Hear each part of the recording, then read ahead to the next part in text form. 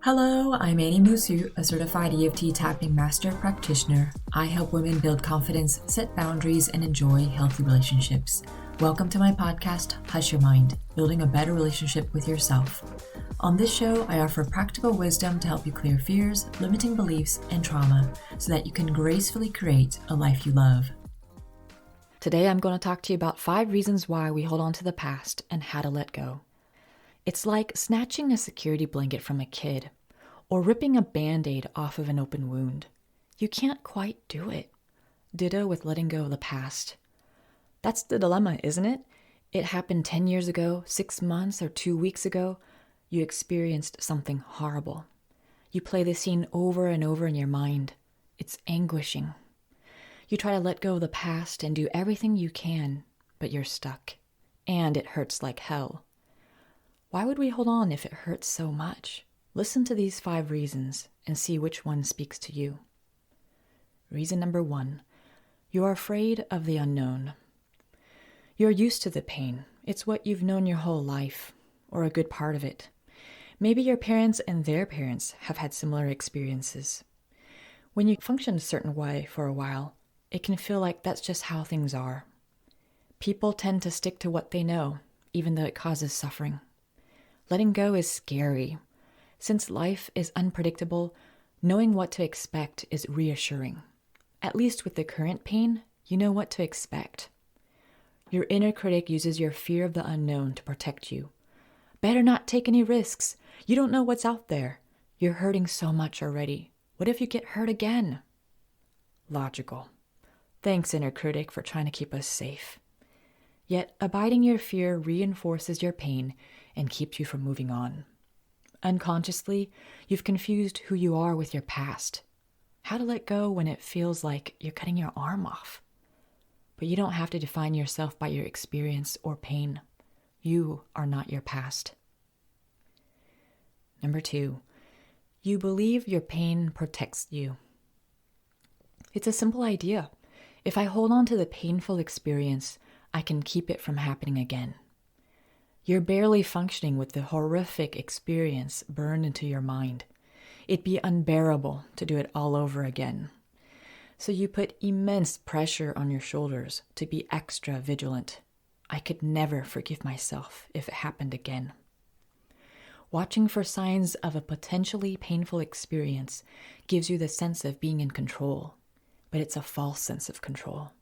Your inner critic believes you're not competent enough to handle the situation if it arises. As a result, your inner critic uses your pain to kick you in the butt to avoid more pain. It's like an authoritative parent who's obsessed about protecting you. Remember the pain. Don't forget how it happened. Feel how awful it is. Do anything to avoid feeling like this again.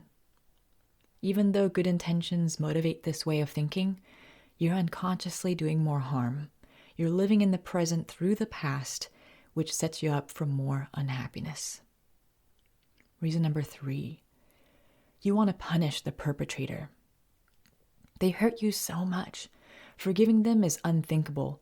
You want them to understand how excruciating it feels. If they felt just as hurt, I'd feel better. Unfortunately, the person who harmed you doesn't seem to care how you feel. They might even refuse to admit what they did or blame you instead. Their arrogance makes your head explode. So you try to harm them back. You do exactly what they did to you, or you're rude to them, complain, or ignore them altogether. Your inner critic thinks punishing the other will remedy the problem. Punishing the perpetrator might feel good in the moment, but reinforces your pain in the long run. An eye for an eye makes the world go blind. You end up giving your power away and keeping yourself chained. Reason number 4, it makes you feel special. What? Why would someone want to feel special because of their painful past?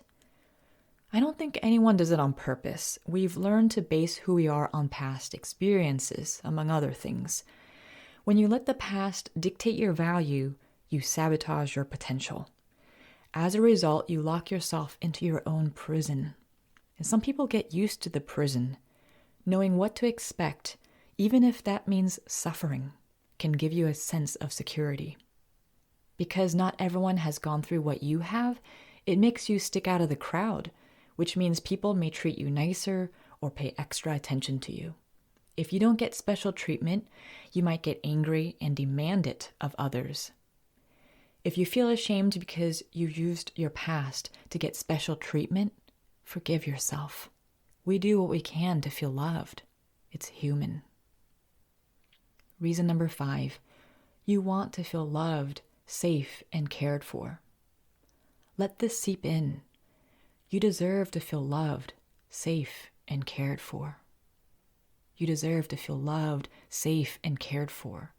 In a perfect world, your family and friends gave you all the love you needed as a child. Even if it's not the case, you can do something about it. As a child, we counted on our caretakers, but as adults, we can learn how to take care of ourselves. Waiting for other people to give you love creates dependence. But it's frightening to take 100% responsibility for our well-being. We all want someone to hold our hand, especially during tough times. Sometimes it seems easier to keep blaming others. Yet blaming never gets us far. The pain of our past experience catches up with us sooner or later. Free yourself. Give yourself the love you're seeking. Try these tips. Before I get into those tips, here's a beautiful quote by Pema Children. We can let the circumstances of our lives harden us so that we become increasingly resentful and afraid. Or we can let them soften us and make us kinder and more open to what scares us. We always have this choice. So first, choose to let go. It's a given, but don't underestimate its importance. Deliberately choosing to let go tells your subconscious mind that you're ready to heal and move on. Your identification with the painful past begins to diminish. Your inner critic will flip out. You're vulnerable, danger, danger. But in reality, you're becoming stronger and taking the reins back. You can also observe the pain. Instead of getting overwhelmed each time you replay the painful scene, try observing how you feel and being more present. How? Try this. Imagine you're a ship rocking on tumultuous waters. The dark waters bashing you from all sides are the scenes from your memory and the emotions they bring up in you. Can you feel the torment of your past experience? Luckily, an anchor keeps you steady.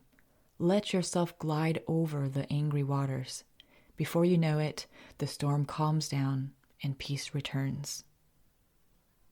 Emotions have their own fluid energy. If you repress, try to control, or identify with your emotions, they spring right back one way or another. But if you observe them by remaining present, emotions disperse on their own in general. You could be innocently brushing your teeth, and all of a sudden, the painful memory attacks. As soon as you realize what's happening, take 2 minutes to visualize yourself as a ship braving the waters until you feel calmer. It gets easier with practice. You can also use EFT tapping to reduce the intensity of the pain. If you don't know what EFT is or need a refresher, check out episode number 3. Let's just do one tapping round right now. Just tap on the side of your hand. Use 3 or 4 fingers of one hand and tap on the side of the other hand, right below your pinky and above your wrist. And say or think, even though I can't stop thinking about this painful memory, I'm safe and okay right now. Say that 2 more times while tapping on the side of your hand. Even though I can't stop thinking about this painful memory, I'm safe and okay right now. Even though I can't stop thinking about this painful memory, I'm safe and okay right now. And go to the top of your head, this painful memory, right? Say or think this painful memory.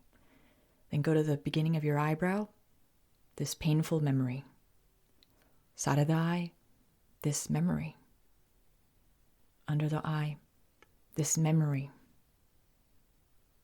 Under your nose, I can't stop thinking about it. On the chin, it's so painful.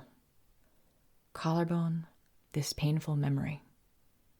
Under the arm, this painful memory. Take a deep breath and see if the memory has dissipated a little bit. I offer EFT tapping services if you'd like some help clearing bothersome memories. It's a wonderful tool and it can clear the memory just even in one session. It's pretty amazing. All right, let's move on. So another tip is to learn from the experience without overdoing it. I've noticed in my own life that sometimes staying present with the pain isn't enough.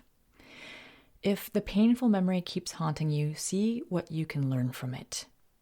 Say to yourself, I've got nothing to lose. What can this experience teach me about myself? Do you need to set better boundaries, for example? The gleaned information clarifies your needs and wants. Most importantly, put the information to use right away in your daily life, like saying no to one more meeting. On the other hand, be careful about ruminating. It can be incredibly useful to learn from our past, but analyzing too much isn't helpful either. If you feel tense or stuck, breathe deeply and take a break. Bring your attention back to the present by visualizing yourself as a steady ship. Take care of yourself. When a painful memory paralyzes you, breathe deeply and accept the fact. Then be kind to yourself. Take out your favorite body cream and lightly massage your feet. Volunteer, try a new sport or hobby. Cuddle up with a book on the sofa. Taking care of yourself is a way to give yourself the love, safety, and closure that you're looking for.